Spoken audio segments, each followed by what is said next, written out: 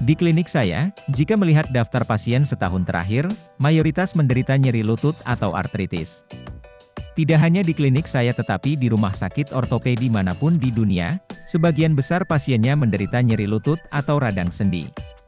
Pasalnya, artritis merupakan masalah bagi banyak orang di dunia. Apa itu radang sendi? Bagaimana pengaruhnya terhadap lutut? Bagaimana cara mencegahnya? Dan bagaimana cara mengobatinya jika itu terjadi? Itulah yang akan kita lihat di video ini. Halo, nama saya Dr. Soma Sundar. Saya seorang dokter spesialis tulang belakang dan ortopedi.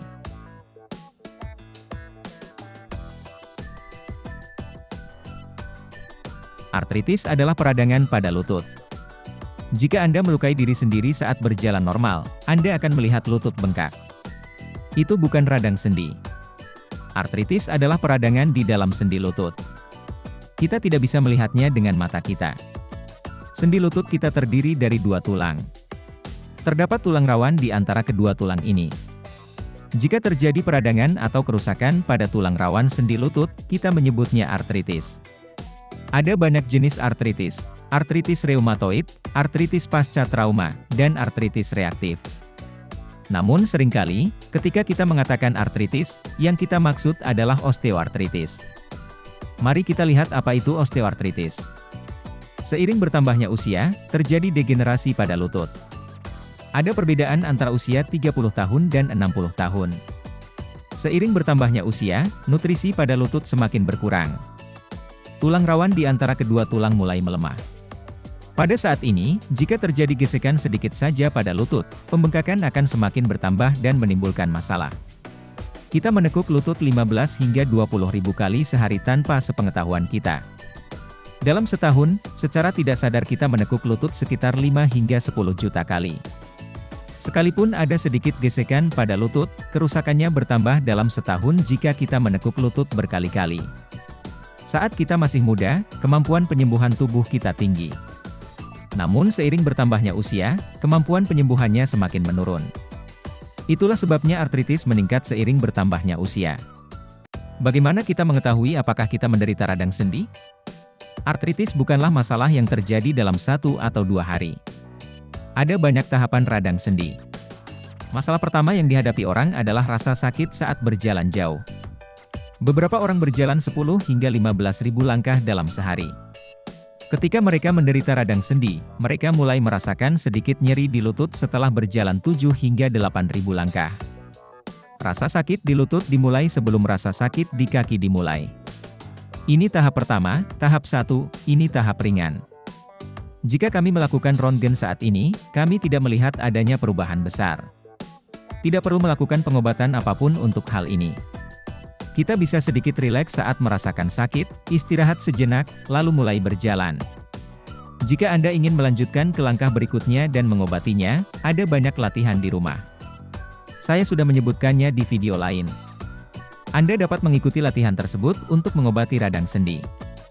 Tahap berikutnya adalah ketika rasa sakit meningkat ketika orang berjalan meskipun jaraknya kecil atau menaiki tangga. Rasa sakitnya bertambah ketika mereka duduk dalam waktu lama. Ini disebut artritis patellofemoral.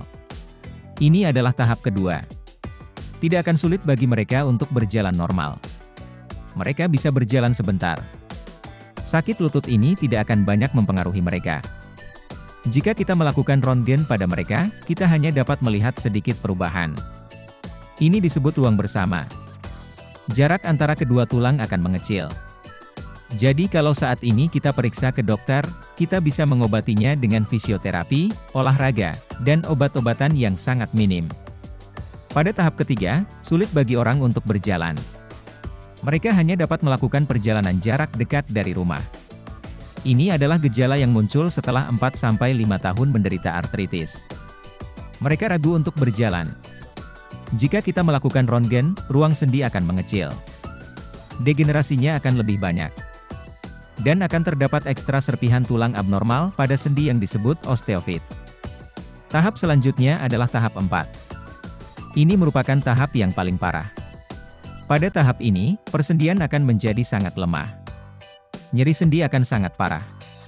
Sendinya akan rusak. Itu akan cekung di bagian dalam dan cekung di bagian luar. Mereka tidak bisa keluar rumah karena kesakitan. Mereka tidak dapat melakukan tugas-tugas sederhana. Ini adalah tahap yang sangat lanjut. Mereka seharusnya sudah berkonsultasi dengan dokter dan memulai pengobatan sekarang. Pada pemeriksaan röntgen akan terlihat kelainan bentuk yang signifikan. Sudut antara kedua tulang akan bervariasi. Ruang sendi antara kedua tulang tersebut tidak akan ada. Tulang rawan akan hancur total dan kedua tulang akan saling bersentuhan. Mereka tidak akan bisa berjalan naik dan turun tangga. Perawatan utama pada tahap ini adalah operasi penggantian lutut. Saat ini, banyak orang yang menjalani operasi ini dan ini sangat efektif serta memberikan hasil yang baik. Kebanyakan orang rentan terkena osteoartritis karena usia. Mengidap osteoartritis ketika Anda sudah tua adalah hal yang wajar. Namun karena faktor genetik, beberapa orang rentan terkena osteoartritis. Kedua, karena kelebihan berat badan. Saat Anda kelebihan berat badan, seluruh beban tubuh akan bertumpu pada sendi lutut. Hal ini menyebabkan radang sendi.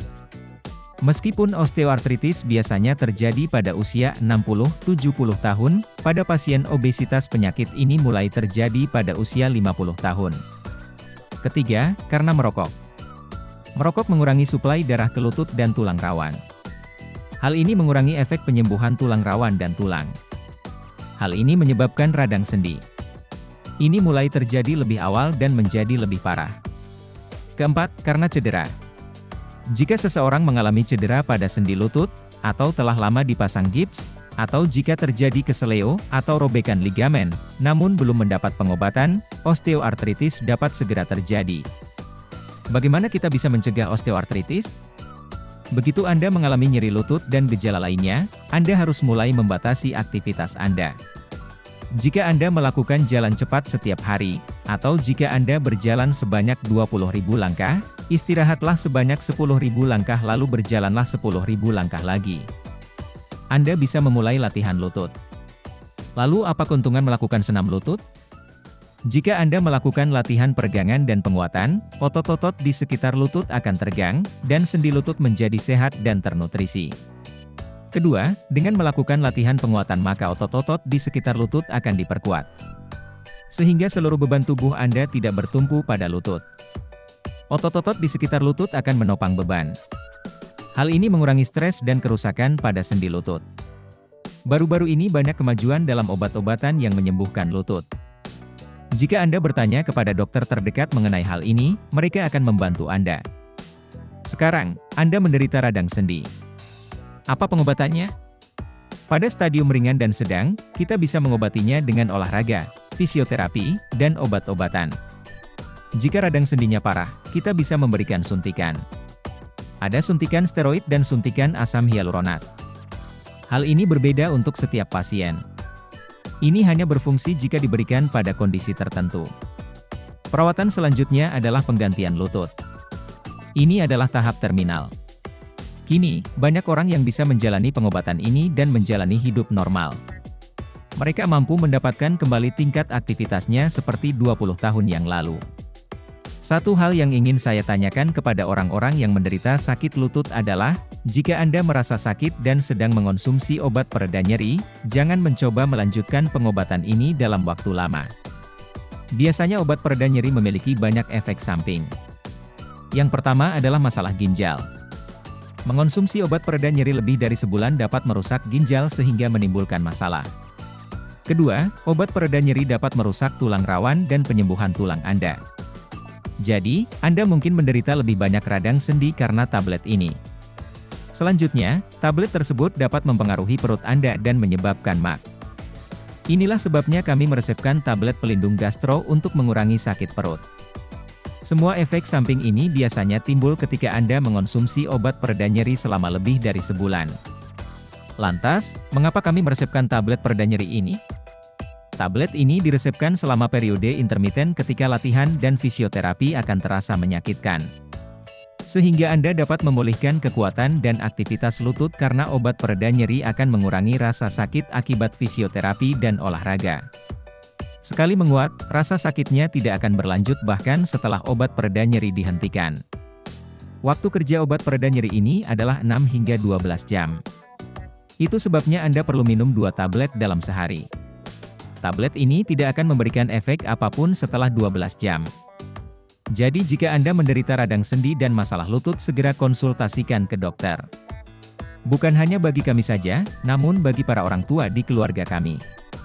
Setelah kita mendiagnosis dan memulai pengobatan sejak dini, kita dapat mencegahnya menjadi masalah yang parah di masa depan. Terima kasih.